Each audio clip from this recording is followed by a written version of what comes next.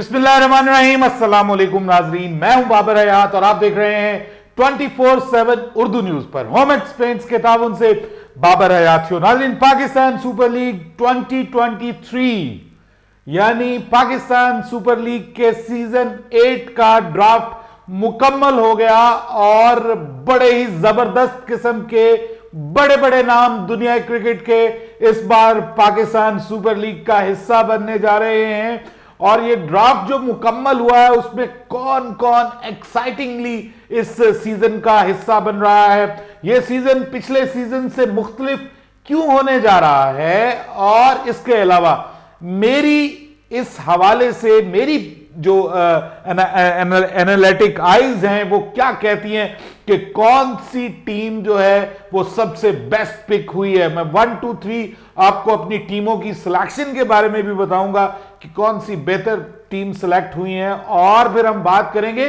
कि कुछ बड़े बड़े नाम ऐसे भी हैं जो रह गए हैं, लेकिन उनके बारे में मैं समझता हूं कि अगली वीडियो में बात करेंगे, वरना ये बहुत लंबी वीडियो हो जाएगी।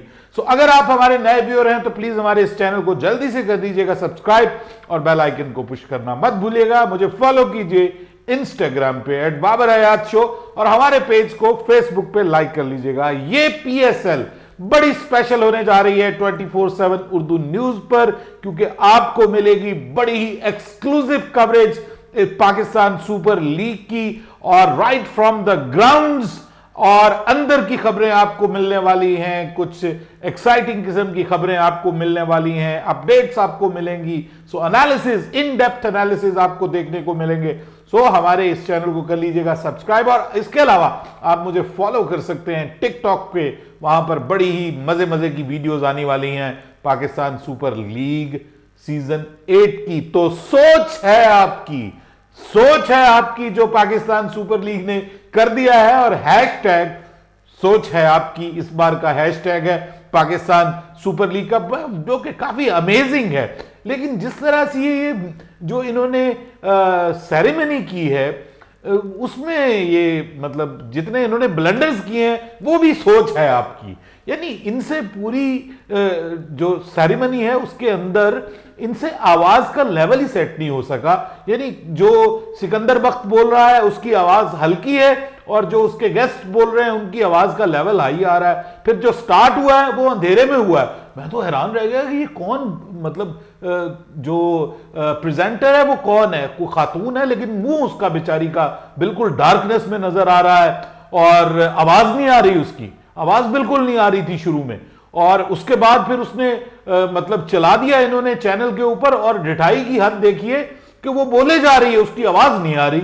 और उसके बाद उसने गेस्ट को भी बुला दिया, और फिर रमीज राजा और HBL के जो हेड है वो भी आ गए, क्योंकि ये HBL PSL आपको पता है, HBL PSL 8 है और इसमें मुझे तो हेट है इस चीज से कि जनाब जब आप इतना बड़ा इंटरनेशनल इवेंट करा रहे हैं तो यार बंदे ही चाचदे रख लो, जो मतलब प्रॉपर काम करने वाले हों, और आपको इस तरह से शर्मिंदा ना करें। बाद में पता चला जी कि वो फिर लाइट जो है वो काम नहीं कर रही, लाइट ऑफ हो गई थी, और फिर लाइट आ गई, और उसके बावजूद जो माइक का वॉल्यूम है वो ठीक नहीं कर पाए। बहरहाल ये कोई बहुत तवील किस्म की ड्राफ्ट की तकरीब नहीं थी, लेकिन जनाब अब आ जाए बड़े बड़े नाम, और असल बड़े बड़े नाम तो मैं सोच रहा था बहुत सारे बड़े नाम मिस हो जाएंगे कि आप किस तरह से आप जो है वो मोइन अली को अपनी टीम अपनी PSL का हिस्सा नहीं बनाएंगे, आदिल रशीद को अपनी PSL का हिस्सा नहीं बनाएंगे, फिर आप किस तरह से तबरेज शमसी जो है उसको आप मिस करेंगे। सो ये जो इस तरह के बड़े बड़े नाम थे इनको कैसे मिस किया जाएगा। लेकिन और जिमी नेशम हो गए, उसके बाद मार्टिन गप्टिल हो गए, सो बड़े बड़े नाम आ गए हैं जी पाकिस्तान सुपर लीग में। तो मैं अब आपको बताने जा रहा हूं कि कौन से बड़े फॉरेन प्लेयर आ गए हैं। सबसे पहले हसारंगा, पाकिस्तान के साथ जिसने लिया था पंगा और पाकिस्तान को बड़ा किया था, मैं अब नंगा नहीं कहूंगा, लेकिन पाकिस्तान की जो बैटिंग है उसको उन्होंने एक्सपोज किया था एशिया कप में, और आपको याद होगा कि हमारे साथ क्या सलूक किया था। इनकी एंट्री हुई है कोयटा ग्लैडिएटर्स की तरफ से। क्या कमाल का पहला तुर्क का पत्ता कोयटा ग्लैडिएटर्स सैफी भाई एंड कंपनी ने फेंका और हसरंगा को अपनी टीम में ले आए। इसके साथ नसीम शाह को भी उन्होंने वापस अपनी टीम का हिस्सा बनाया। हालांकि नसीम शाह के ऊपर गांटी मार रहे थे मुल्तान सुल्तान वाले, उन्होंने उसे पकड़ लिया, कहा ना भाई ये तो हमारा तैयार करदा खिलाड़ी है, अब अगर जबरदस्त फॉर्म में है तो इसको आप ले जाएं, तो ये तो हम नहीं करने देंगे। तो राइट ऑफ मैच उन्होंने इस्तेमाल किया कि जनाब आपको हम ये नहीं लेने देंगे। इसके अलावा जनाब किलर मिलर आ गए हैं और उनको भी मुल्तान सुल्तान ने पिक कर लिया है। फिर जब उनको हसरंगा नहीं मिला तो उन्होंने कहा डेविड मिलर तो फिर आना चाहिए ना मुल्तान सुल्तान की तरफ से। और डेविड मिलर इस T20 वर्ल्ड कप में बड़ी एक्साइटिंग फॉर्म में दिखाई दे रहे थे, बड़े रिदम में दिखाई दे रहे थे। बड़ा नाम है दुनिया क्रिकेट का, एक बार फिर हम उनको देखेंगे। और जो फर्स्ट टाइम एंट्री हुई है, बड़ी एक्साइटिंग और तबाहकुन किस्म की एंट्री हुई है, वो मैथ्यू वेड की हुई है। और मैथ्यू वेड जो है उसको कराची किंग्स ने सिलेक्ट किया है। और उनको जो सिलेक्ट किया है वसीम अकरम ने, आपको पता है वसीम अकरम क्योंकि बेसिकली खुद भी ऑस्ट्रेलिया में रहते हैं, तो उनके ऑस्ट्रेलिया के प्लेयर्स के साथ अच्छी हेलो हाय होगी ऑब्वियसली। तो इन्होंने 2-3 ऑस्ट्रेलियन प्लेयर्स को जो है वो टीम का हिस्सा बनाया, जैसे एंड्रयू टाई को इन्होंने टीम का हिस्सा बनाया, इसी तरह इन्होंने जो है वो मैथ्यू वेड को। तो मैथ्यू वेड वो है, अगर आपको याद ना हो, मुझे याद है, वो जरा जरा तुम्हें याद हो क्या ना याद हो, 2021 के वर्ल्ड कप में जिसने हमारे हाथों से बल्कि हमारे मुंह से वर्ल्ड कप छीन लिया था, ये वही मैथ्यू वेड है जिन्होंने धड़ल धड़ल धड़ल किस्म के छक्के शाहीन शाह अफरीदी को लगाए थे। तो इसका मतलब यह है कि एक नया मुकाबला शुरू होगा। आपको पता है मोहम्मद आमिर और बाबर आजम का मुकाबला है बीच में। अब ये एक इंटरनेशनल किस्म का, जिसको आप कह सकते हैं कि एक राइवलरी नजर आएगी, बैनुल अक़वामी राइवलरी मैथ्यू वेड और शाहीन शाह अफरीदी के दरमियान में। और उसके बाद एलेक्स हेल्स हैं और राजा पक्सा जो है उनको भी शामिल किया है। एलेक्स हेल्स को इस्लामाबाद यूनाइटेड ने, राजा पक्सा को शामिल किया है पिशावर ज़ल्मी ने। और ये भी अच्छी पिक है, वरना मैं आपको बिलीव यू मी कि हर बंदा यहां पर, हर टीम जो है वो जरूर पिक करती हसरंगा को, श्रीलंकन हसरंगा को, लेकिन क्योंकि वो लक थी बेसिकली कोयटा ग्लैडिएटर्स की, तो उन्होंने उसको सिलेक्ट कर लिया। हसरंगा को लाहौर कलंदर्स ने सिलेक्ट नहीं किया क्योंकि उनके पास एक ही प्लैटिनम पिक थी और वो फखर को लाना चाह रहे थे, अपनी टीम का हिस्सा बनाना चाह रहे थे, वो इस वजह से उन्होंने उसको पिक किया। अदरवाइज उनके पास ऑलरेडी उन्होंने जो पिक्स हैं अपनी प्लैटिनम की वो हासिल कर चुके हैं। जैसे शाहीन अफरीदी हैं, वो ऑलरेडी उन्होंने प्लैटिनम कैटेगरी में उनको रिटेन किया हुआ है। इसी तरह राशिद खान को प्लैटिनम कैटेगरी में रिटेन किया हुआ है उन्होंने। इसके अलावा जनाब जो सेकंड राउंड है उसमें रोबमन पावल हैं, उसके बाद रहमानुल्लाह गुरबाज हैं इस्लामाबाद यूनाइटेड से, पिशावर ज़ल्मी से रोबमन पावल हैं, कराची किंग्स में इमरान ताहिर की एंट्री हुई है। और इसके अलावा जोशुआ लिटिल को मुल्तान सुल्तान ने हैरत अंगेज तरीके से वाइल्ड कार्ड एंट्री के जरिए इनको सिलेक्ट कर लिया है। और ये वही जोशुआ लिटिल हैं जिन्होंने आयरलैंड की तरफ से तबाही मचाई थी और if I am not wrong उन्होंने हैट्रिक भी की थी। सो ये वो फास्ट बॉलर हैं, उनको शामिल किया गया। डायमंड कैटेगरी में फजले हक फारूकी, पाकिस्तान वर्सेस जो मैच था पाकिस्तान वर्सेस अफगानिस्तान मैच, वो तो याद होगा ना, जिसमें नसीम शाह ने छक्के लगाए थे, तो फजले हक फारूकी को ही वो छक्के लगे थे, वो भी आ गए हैं। और मुजीबुर रहमान आए हैं। हुसैन तलत को लाहौर कलंदर्स ने अपनी टीम का हिस्सा बनाया है, जो कि मुझे बहुत पसंद आया है।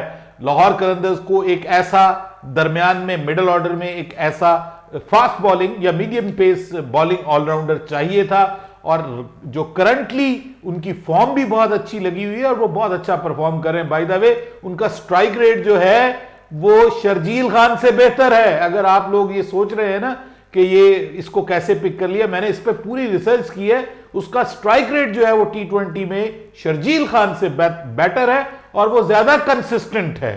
शर्जील खान उतना कंसिस्टेंट नहीं है, उसकी एवरेज भी बेहतर है। सो मैं ये समझता हूं कि ये बड़ी सोच समझकर लाहौर कलंदर ने जो है वो पिक की है। और उसके बाद फिर ओडियन स्मिथ को कोयटा ग्लैडिएटर ने फिर पिक किया, और जेम्स विंस और जेम्स फुलर को कराची किंग्स ने सिलेक्ट किया है। सो जेम्स विंस, आप जानते हैं जेम्स फुलर जो है वो आपको गूगल करना पड़ेगा। ऑलराउंडर हैं और फास्ट बॉलर भी हैं और बैटिंग भी करते हैं। सो वसीम अकरम ने अगर कुछ सिलेक्ट किया तो कुछ सोच के सिलेक्ट किया होगा। और इसके अलावा Danish Aziz, Ehsan Ali, Sikandar Raza, the biggest pick of tonight, I would say most important pick of tonight. और ये सिकंदर रजा को गोल्ड कैटेगरी में पिक किया है लाहौर कलंदर ने, जिससे लाहौर कलंदर की बैटिंग में वो जो एक थोड़ा सा लूप होल था कि इनका एक लेफ्ट आर्म स्पिनर समित पटेल होता था, वो टीम का हिस्सा नहीं रहा, तो उसकी जगह ये उसको लेकर के आए। सिकंदर रजा को क्या कमाल का इंक्लूजन किया है। और आई थिंक इनके पास शायद दो चॉइसेस थी। इनके पास शाकिबुल हसन को लाना भी एक चॉइस थी और दूसरा सिकंदर रजा को। तो जो सिकंदर रजा की करंट फॉर्म लगी हुई है, प्लस माफ कीजिएगा लेफ्ट आर्म स्पिनर नहीं है, ये राइट आर्म स्पिनर है, मैं गलती कर गया। इनको जो मतलब ऑब्वियसली एक स्पिन बॉलिंग ऑलराउंडर की जरूरत थी जो इनको मिल गया, और इनको राइट आर्म ऑफ स्पिनर की भी जरूरत थी जो कि इनकी टीम में नहीं है। इनके पास लेग स्पिनर तो मौजूद है लेकिन ऑफ स्पिनर मौजूद नहीं है। इसके अलावा अकील हुसैन, ये जो इनका ताल्लुक आपको पता है वेस्ट इंडीज से है और ये बड़े जबरदस्त इस वक्त छाए हुए हैं दुनिया की लीग में और बीबीएल भी खेल रहे हैं। और इसके अलावा एंड्रयू टाई हैं, फिर लियम डाउसन को लाहौर कलंदर ने ये जो है इनको शामिल किया है उन्होंने समित पटेल की जगह। और लियम डाउसन आपको पता है बेशुमार तजुर्बा है बॉलिंग में भी और उसके बाद बैटिंग में भी। और अभी हमारे T20 जो सीरीज हुई थी इंग्लैंड के खिलाफ उसमें इन्होंने काफी अच्छा परफॉर्म किया था। इसके अलावा अरशद इकबाल पिशावर जल्मी में, और सिल्वर में इस्लामाबाद यूनाइटेड ने किया है जी कमाल, और इब्रार अहमद को इस्लामाबाद यूनाइटेड ने अपनी टीम का हिस्सा बनाया है, which is amazing. Shady, you did it marvellously well.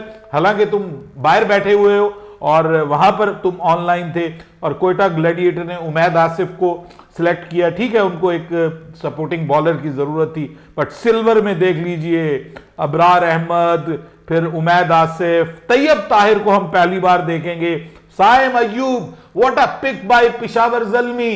Saim Ayub को लोग देखना चाह रहे थे और वो बहुत इंप्रूव्ड इस वक्त बल्लेबाज है और वो पीएसएल का हिस्सा बन गया है। उसके अलावा उस्मान कादिर, पिशावर जल्मी के बाबर आजम ने अपने एक और दोस्त को शामिल कर लिया है, इससे ज्यादा मैं कुछ नहीं करूंगा। दिलबर हुसैन दोबारा लाहौर कलंदर में, उस्मान कादिर, उसके बाद सुहेब मकसूद, थैंकफुली किसी टीम ने इसको पिक किया है। ये 2 साल पहले जो है वो best player of the tournament करार पाया था, अनफिट हुआ, इसकी किस्मत ही बेचारे की खराब है। टीम में आया, पाकिस्तान में आया और उसके बाद फिर उसको फारिग कर दिया गया और उसके बाद अब उसको कोई पूछता भी नहीं है। उसके अलावा उस्मान खान है, अखलाक को कराची किंग्स ने सिलेक्ट कर लिया, लाहौर कलंदर वाले, ये सेंट्रल पंजाब वाले को, और लाहौर कलंदर ने ताहिर बेग को सिलेक्ट किया है। और इसका उनका यह कहना है कि ये बहुत कमाल का पावर हिटर है, लंबे लंबे छक्के लगाता है, और ये समझते हैं कि हमें टिम डेविड मिल गया है जनाब, हमें पाकिस्तान का टिम डेविड मिल गया, तो बड़े एक्साइटिंग होंगे लोग। और इस बार जो बड़ी जबरदस्त एंट्री हुई है वो अनवर अली की एंट्री हुई है, लेकिन नहीं हुई तो अहमद शहजाद की नहीं हुई, उनको एक बार फिर नहीं बनाया गया। कामरान अकमल को सिलेक्ट नहीं किया गया, जिससे अंदाजा होता है कि कामरान भाई अब आपका कैरियर भी अपने इख्तिताम को पहुंच गया है। मुल्तान सुल्तान ने मोहम्मद सरवर को सिलेक्ट किया है। इसके अलावा बाकी इरफानुल्लाह नियाजी, क्या कमाल की पिक की है जी कराची किंग्स ने। इरफानुल्लाह नियाजी बड़ा टैलेंटेड प्लेयर है, मियां वाली से इसका ताल्लुक है, हमारे एक प्रोग्राम में भी आए थे जब ये अंडर 19 वर्ल्ड कप खेलने जा रहे थे, उस वक्त हैदर अली के साथ भी हमारी बात हुई थी। तो इरफानुल्लाह नियाजी अभी भी मेरे साथ राब्ते में, इनके वालिद बहुत ज्यादा इनको सपोर्ट करते हैं। लियाकत खान नियाजी वो सोशल मीडिया पे अपने बेटे को बहुत प्रमोट करते हैं, और जब बाप आपको प्रमोट करने वाला हो तो मेरे ख्याल उससे बेहतर प्रमोटर कोई हो नहीं सकता। इनको शामिल किया गया है। इनकी जो करंट फॉर्म है नेशनल T20 कप में, इन्होंने 150 प्लस के स्ट्राइक रेट से बैटिंग की है, लंबे लंबे छक्के मारते हैं, बॉलिंग भी करवाते हैं, मीडियम फास्ट बॉलर है, और फील्डर बहुत कमाल के हैं। कुछ एक्स्ट्रा ऑर्डिनरी कैचेस इन्होंने अपने कैरियर में पकड़े हैं। तो कांग्रेचुलेशन इरफान खान नियाजी, तुम्हें अपनी जो है वो उसका मिल गया। जिशान जमीर को दोबारा एंटर किया गया, हसन नवाज फिर इस्लामाबाद यूनाइटेड के तरफ से, और हसीबुल्लाह खान पिशावर जल्मी, और सप्लीमेंट्री असल प्लेयर सप्लीमेंट्री जो ड्राफ्ट हुआ है उसमें सिलेक्ट हुए हैं, और सप्लीमेंट्री में जिमी नेशम, पिशावर ज़ल्मी का हिस्सा बनेंगे। और आदिल रशीद को मुल्तान सुल्तान ने, यानी एक उनको लेग स्पिनर की जरूरत थी, इमरान ताहिर उनके चले गए तो फिर उन्होंने आदिल रशीद को पिक किया है। और इसके अलावा मार्टिन गप्टिल को कोयटा ग्लैडिएटर ने जेसन रॉय की गैर मौजूदगी में पिक किया है। उसके अलावा लाहौर कलंदर ने जॉर्डन कॉक्स को पिक किया है, जो कि एक विकेट कीपर बैट्समैन है इंग्लैंड के और बहुत अच्छा बल्लेबाज है, मैंने देखा हुआ है उसको, ये हंड्रेड्स भी खेला है। इसके अलावा जनाब Moin Ali, Islamabad United. I am surprised कि अभी तक मोइन अली को किसी ने क्यों नहीं सिलेक्ट किया यार। दुनिया का बेस्ट टी20 बल्लेबाज और ऑलराउंडर है, बेस्ट टी20 प्लेयर है और इंग्लैंड की कप्तानी कर चुका है, तो उस सूरत में इसको तो सिलेक्ट करना बनता था, बहरहाल सिलेक्ट कर लिया गया। और उसके बाद एक और बहुत सी जबरदस्त एक्साइटिंग तबरेज शम्सी की शक्ल में तबरेज शम्सी को भी ऐड कर लिया गया। सो बड़े बड़े नाम हैं, लेकिन उमैर बिन यूसुफ को सैफी भाई ने सिलेक्ट किया है। Well done Saifi, you have done it great. और आप इस टैलेंटेड नौजवान का हक बनता था कि इसको कोई टीम सिलेक्ट करे। मोहम्मद हुरैरा को सिलेक्ट नहीं किया गया, जो कि मुझे हैरान कुन लगा, उसको भी किसी ना किसी टीम को सिलेक्ट करना चाहिए था। But better luck next time for Huraira, we are waiting for him in the Test team. लेकिन बात यह है कि कुछ बड़े बड़े नाम जो हैं वो सिलेक्ट नहीं हुए, वो तो उन पे तो हम बाद में बात करेंगे और उनकी रीजन पे भी बात करेंगे। लेकिन मुझे ऐसा लगता है कि इस ड्राफ्ट का मेला लाहौर कलंदर ने लूट लिया है। लाहौर कलंदर एक बड़ी ही एक्साइटिंग टीम बनकर सामने आई है। उनके पास पहले भी अच्छे प्लेयर्स थे, फास्ट बॉलिंग तो उनकी, उसका तो कोई जवाब ही नहीं है। शाहीन शाह अफरीदी, हारिस रऊफ, उसके बाद जो है वो मतलब उनके पास लॉट ऑफ प्लेयर। अब उन्होंने अहमद दानियाल को भी शामिल कर लिया और फिर वो जो कश्मीर वाला लड़का है वो भी उनके स्क्वाड का हिस्सा है। फिर कुछ एक्स्ट्रा ऑर्डिनरी नया टैलेंट लेकर के आए हैं, फिर जॉर्डन कॉक्स को ले आए वो। उसके बाद उनकी बैटिंग में जो है वो बड़ा जबरदस्त, ऑब्वियसली पाकिस्तान का फखर जमान है।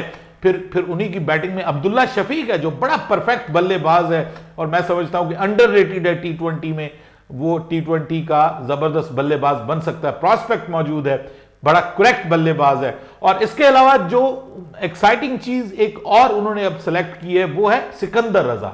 उसके आने से इनकी टीम और जबरदस्त हो गई है, लियम डावसन आ गया है। सो मैं समझता हूं कि लाहौर कलंदर एक बड़ी बैलेंस टीम है और खास तौर पे इनकी जो बॉलिंग है, स्पिन बॉलिंग, फास्ट बॉलिंग, सब कमाल की है। और दूसरे नंबर पे मुझे इस्लामाबाद यूनाइटेड बड़ा एक्साइटिंग लगा। देखिए वो सही, उन्होंने फोकस पूरा अपनी बैटिंग पे किया हुआ है और top order batting, explosive batting. Shadab Khan इसी तरह की क्रिकेट चाहता है जिसमें आप देख लीजिए कि जिस टीम के अंदर आपके पास जो है वो बड़े बड़े नाम दुनिया क्रिकेट के, यानी रहमानुल्लाह गुरबाज हो, आपके पास एलेक्स हेल्स हो, आपके पास मनरो हो, आपके पास जो वो आयरलैंड के हैं, मैं नाम भूल गया हूं, बड़ा पॉल स्टर्लिंग, वो उनके पास हो, फिर शादाब खान खुद हो जो कि पावर हिटिंग कर सकते हो। तो इस बार इस्लामाबाद की तरफ से आपको बैंग बैंग बैंग नजर आएगी और उनकी बॉलिंग में एक अच्छा इजाफा रोमान रईस की शक्ल में भी हुआ है। तीसरे नंबर पे मुझे लगा है कि कोयटा ग्लैडिएटर ने बड़ी अच्छी पिक्स की हैं। कोयटा ग्लैडिएटर को भी मैं समझता हूं कि उनकी पिक्स भी अच्छी हैं। और चौथे नंबर पे पिशावर ज़ल्मी, मैं समझता हूं उनकी टीम जो है वो थोड़ी सी, मुझे थोड़ा सा लगा है कि बैलेंस, उनके पास फास्ट बॉलिंग उतनी एक्स्ट्रा ऑर्डिनरी नहीं है। मानता हूं वहाब रियाज है, लेकिन उनकी गैर मौजूदगी में उनके अलावा कोई और नहीं है। सो मुझे ऐसा लगता है कि Multan Sultan, I think so कि मुल्तान सुल्तान और कराची किंग्स ये दोनों करीब करीब हैं, क्योंकि कराची किंग्स ने भी टीम अच्छी सिलेक्ट कर ली है और उन्होंने इस बार अपने स्पिनर्स को इंप्रूव किया है, अपने स्पिन बॉलिंग अटैक को उन्होंने इंप्रूव किया है और बेहतरी लेकर के आए हैं। फास्ट बॉलिंग उनके पास आपको पता है मोहम्मद आमिर की शक्ल में मौजूद है। और फिर जो वो ओपनिंग करवा रहे हैं, मतलब जो इस वक्त बड़ा नाम शर्जील खान, बड़े पतले हो गए हैं, उनको देखने के लिए लोग बहुत बेताब है। लेकिन कोयटा ग्लैडिएटर्स ने जो साइम अयूब की पिक की है, मैं कहता हूं वो भी बड़ी कमाल की पिक है। और नहीं, कोयटा नहीं, पिशावर ज़ल्मी ने, वो भी बड़ी कमाल की पिक है। मेरे नंबर 1, 2, 3 मुझे ऐसा लगता है कि अगर 1, 2, 3 की बात करें तो number 1 Lahore Qalandars, number 2 Islamabad united, number 3 I would go with Multan Sultan. और आगे बाकी जो है वो बराबर की टीमें, लेकिन मैं आपको एक बात बताऊं, इस बार सारी टीमें बहुत अच्छी हैं। थोड़ा बहुत 19-20 का डिफरेंस है, ये मैं आपको प्रिडिक्ट करने जा रहा हूं। इस बार पाकिस्तान सुपर लीग का ये सीजन बड़ा कड़ाकेदार, बड़ा ताकड़ेदार और बड़ा ही मसालेदार होने जा रहा है और बड़ा एंटरटेनिंग होने जा रहा है, क्योंकि बड़े नाम है दुनिया क्रिकेट के। ये बहुत सारे नाम इससे पहले हमने पाकिस्तान में नहीं देखे और हम सब मिलके देखेंगे। सोच है आपकी कि जो इस बार पाकिस्तान सुपर लीग होने जा रहा है। अपनी राय दीजिएगा, आपके ख्याल में सबसे बेस्ट टीम, आप भी अपने नंबर 1, नंबर 2, नंबर 3 मुझे बताइएगा। बाबर हयात को इजाजत दीजिएगा। अल्लाह हाफिज।